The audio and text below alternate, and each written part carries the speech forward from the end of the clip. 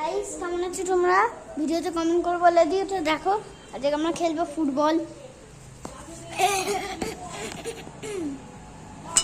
Guys চলো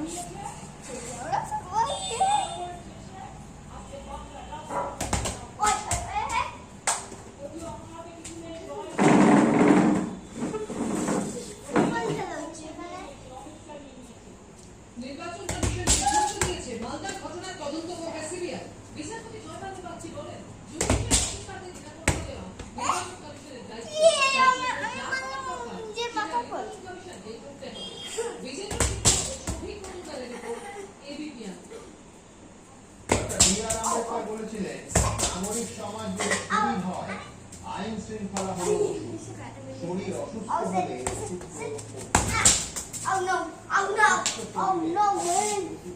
না করলে কি হয় সেটা গতকাল কথাবাড়ি একেবারে গতকাল এই অনুষ্ঠানে বলেছিলাম বুধবার গোটা দিনে প্রেরণ হয় 3 সপ্তাহ পরে ভোটের সময় কি হবে তাতে আতঙ্ক হয়।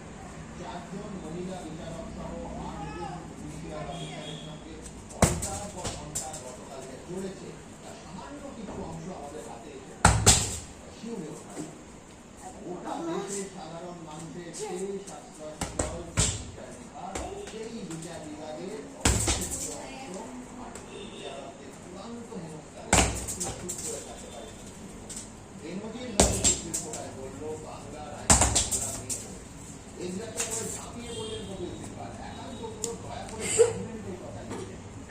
সুপ্রিম কোর্টের প্রধান বিচারপতি স্পষ্ট ভাষায় বললেন আপনাদের রাজ্যে প্রধান বিচারপতি আরো বললেন যে বিচারকদের মনোবল ভাঙতে পরিকল্পিত হামলা well planned and well guided আর এই অবশ্যই প্রথম বক্তা দেশের সর্বোচ্চ আদালতের চূড়ান্ত বড় অবস্থান তো বটে প্রধান বিচারপতি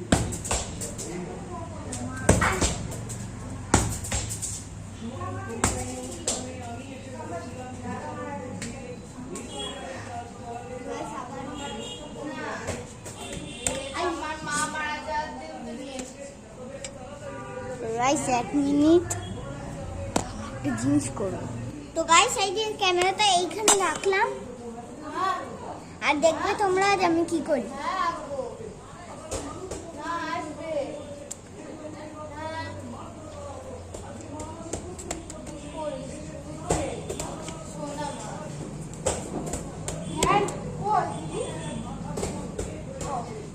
ও আচ্ছা